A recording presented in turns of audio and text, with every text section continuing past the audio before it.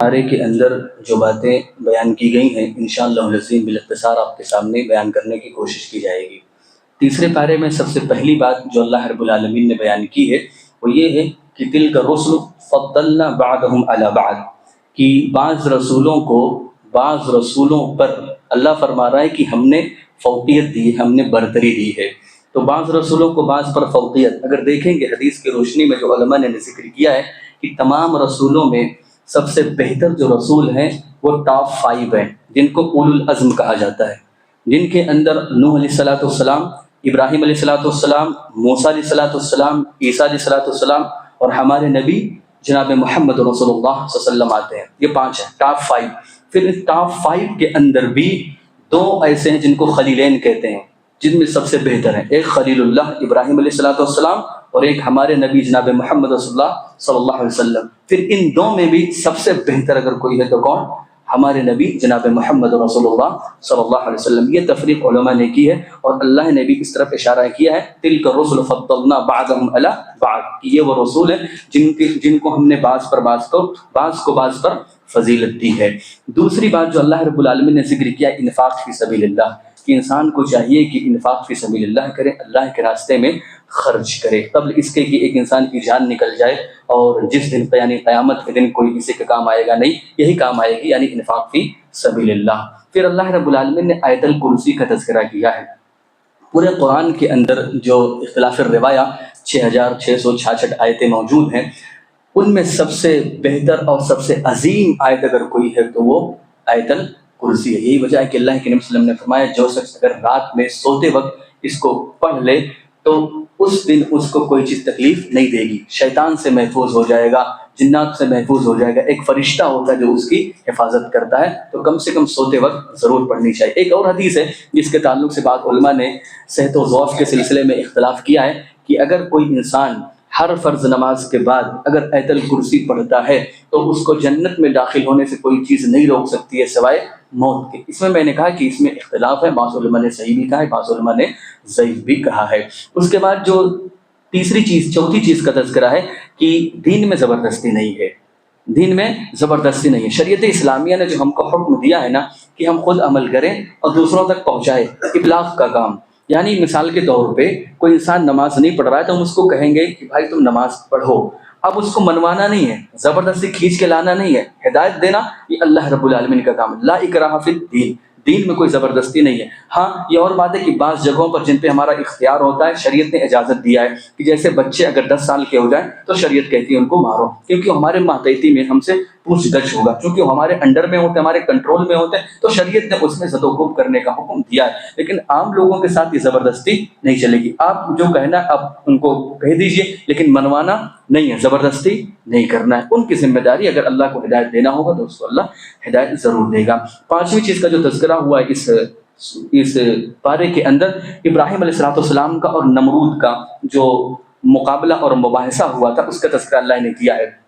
نمرود جو تھا بڑا ظالم بادشاہ تھا اور وہ اپنے آپ کو الہیت کا دعویٰ کرتا تھا، وہ کہتا تھا کہ میں رب ہوں، اپنے آپ کو اللہ کہتا تھا۔ تو ابراہیم علیہ السلام نے کہا کہ دیکھو تم رب نہیں ہو، میرا رب وہ ہے جو مارتا ہے اور جلاتا ہے۔ تو اس نے کہا کہ میں بھی تو مارتا ہوں جلاتا ہوں۔ اس نے کیا کیا، 2 قیدی کو بلایا جو جیل میں ہوتے، ان کو دونوں کو بلایا، ایک کو قتل کر دیا، دوسرے کو چھوڑ دیا۔ کہا دیکھو میں نے زندہ بھی کیا، میں نے مارا بھی، میں نے ایک کو چھوڑ دیا، ایک کو قتل کر دیا۔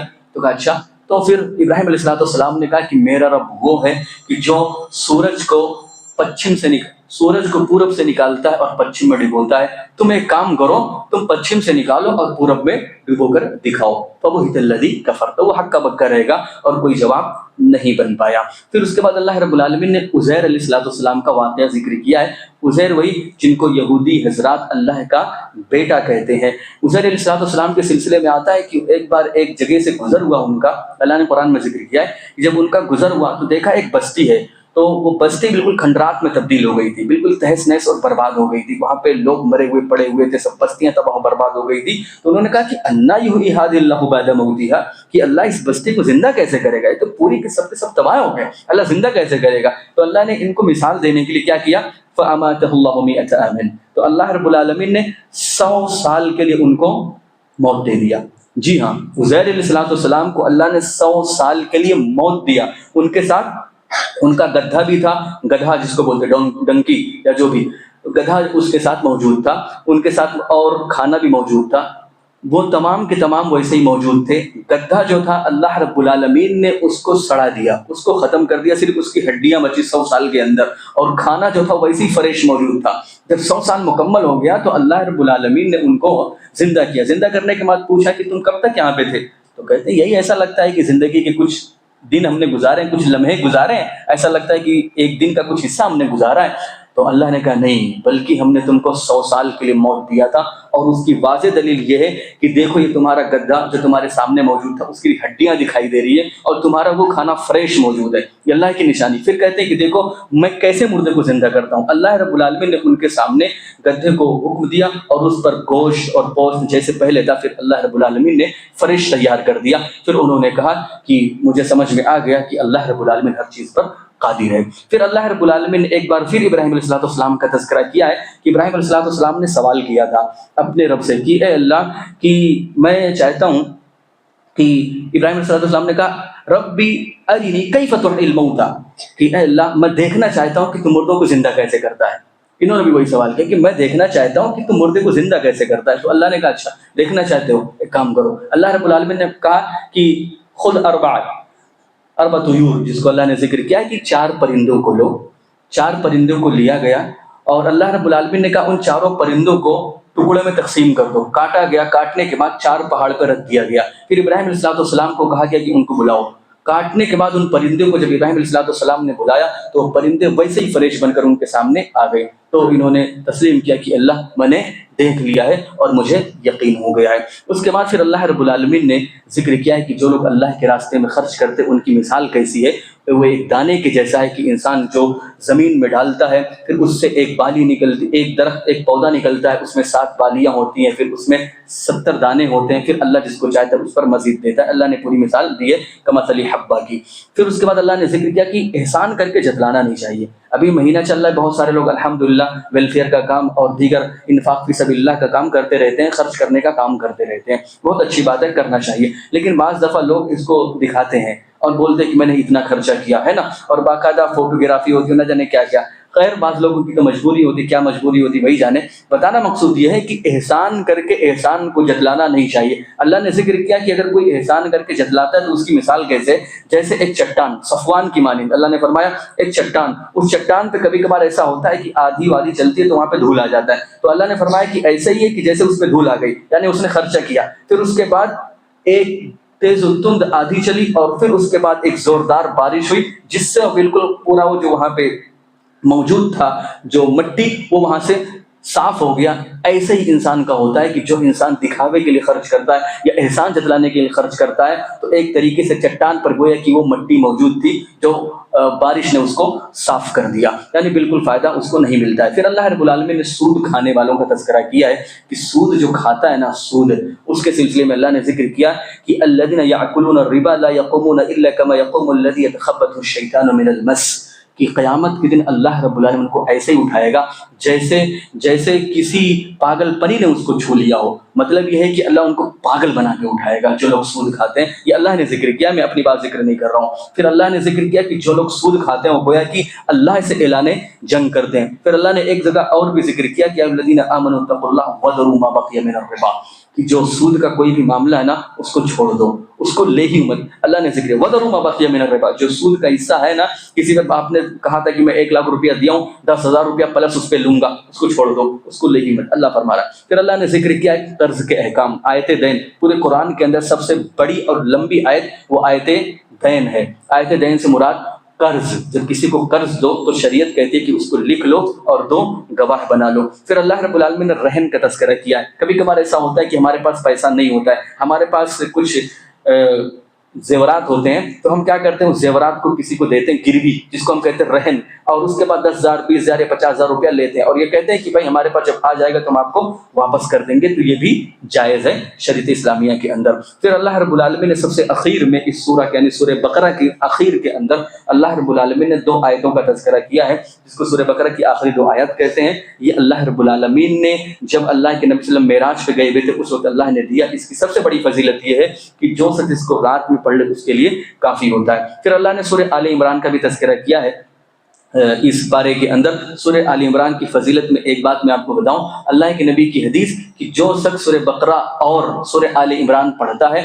تو یہ قیامت کے دن بدلی بن کے آئے گا، سایہ بن کے آئے گا۔ سب کو معلوم ہے نا کہ سورج بالکل قریب ہو جائے گا، ہمارے سروں پہ ہوگا، انسان پسینوں میں شرابور ہوگا، لیکن اگر جو کوئی آل عمران اور سورہ بقرہ پڑھتا ہے، دونوں کی فضیلت ایک ساتھ میں موجود ہے مسلم شریف کی روایت کے مطابق، تو جو پڑھے گا وہ بدلی کی مانند اس کے اوپر سایہ کرے گا۔ اللہ نے سب سے پہلے اس سورہ کے اندر اپنی تعریف کا تذکرہ کیا ہے، پھر اللہ نے جنگ بدر کی طرف اشارہ کیا ہے کہ جنگ بدر میں ہم نے تمہاری مدد کی تھی۔ اللہ نے فرمایا یہاں 313 وہاں 1000، اللہ نے مدد کیسے کیا؟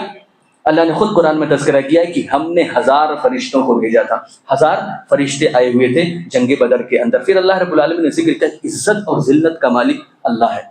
اللہ نے فرمایا قل اللہم مالک الملک تؤتی الملک من تشاء وتعز من تشاء وتذل من تشاء۔ تو عزت خریدنے سے نہیں ملتا، عزت پیسے سے نہیں ملتا۔ بہت سارے پیسے والے ہیں لیکن ان کی کوئی عزت نہیں ہے، اور بہت سارے ان کے پاس پیسہ نہیں ہے لیکن اللہ نے ان کو عزت دے کے رکھا ہوا ہے۔ تو عزت کا مالک اللہ رب العالمین ہے۔ پھر اللہ نے ذکر کیا کہ مشرکین کی دوستی نہ کرو، مشرک جو ہو اس سے دوستی نہیں ہو سکتی۔ اللہ نے صاف لفظ میں کہا لا يتخذ المؤمنون الكافرین اولیاء من دون المؤمنین، کہ مومن کے لیے روا نہیں ہے کہ وہ کسی کافر سے دوستی کرے مومن کو چھوڑ کے، یعنی مومن کی دوستی مومن سے ہی ہو سکتی ہے، کافر سے دوستی ان کی نہیں ہو سکتی ہے۔ پھر اللہ رب العالمین نے مریم علیہ السلام کا تذکرہ کیا ہے کہ کس طرح ان کی ماں جو تھی، جن کا نام جو ذکر کیا جاتا ہے کہ حنہ بنت فاقوس، ان کا نام ذکر کیا جاتا ہے عمران کی بیوی کا، انہوں نے نظر مانی تھی کہ میرے پیٹ میں جو بھی ہوگا میں اس کو اللہ کے راستے میں وقف کر دوں گی۔ تو اللہ رب العالمین کو بیٹی نواز دیا۔ تو انہوں نے کہا کہ اے اللہ بیٹا اور بیٹی تو برابر نہیں ہوتے، لیکن اللہ نے کہا کہ اللہ بہتر جانتا ہے کہ تمہارے لیے کیا بہتر ہے۔ تو خیر جب بیٹی ہوئی مریم ان کا نام رکھا، پھر مریم کے ذریعے اللہ رب العالمین نے عیسیٰ علیہ السلام کو دیا، جو پوری دنیا کے اندر ایسی شخصیت ہے جو بغیر باپ کے پیدا ہوئی اور ایک بہت بڑا معجزہ پایا،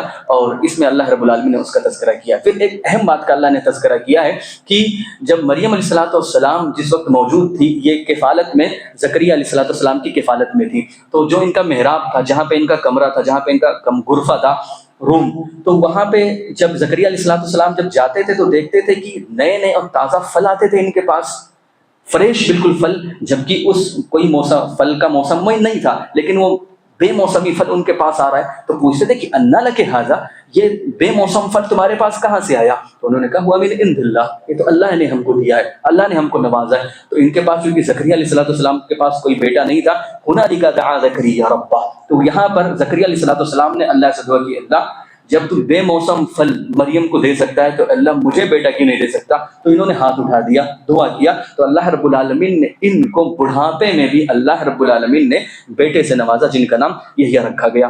پھر اللہ رب العالمین نے ذکر کیا ہے کہ مریم علیہ السلام کے ذریعہ جو عیسیٰ علیہ السلام پیدا ہوئے، تو عیسیٰ علیہ السلام بچپن ہی میں کلام کیا، اس کا پورا تذکرہ اللہ نے کیا ہے۔ پھر اللہ رب العالمین نے یہودیوں کا تذکرہ کیا کہ کس طرح انہوں نے بدعہدی کی۔ پھر اللہ رب العالمین نے ذکر کیا کہ اللہ کے نزدیک دنیا میں جتنے مذاہب ہیں ان تمام مذہب میں اگر کوئی مذہب قابل قبول ہے تو وہ دین اسلام ہے۔ وَمَن يَبْتَغِ غَيْرَ الْإِسْلَامَ دِينًا فَلَن يُقْبَلَ مِنْهُ، کوئی انسان کتنا بھی ویلفیئر کا کام کر لے، کتنا بھی اچھا بن جائے، لیکن جب تک وہ اسلام کو قبول نہیں کرتا ہے وہ بہتر انسان نہیں ہو سکتا۔ اور سب سے آخر میں اللہ نے ذکر کیا ایمان کی اہمیت۔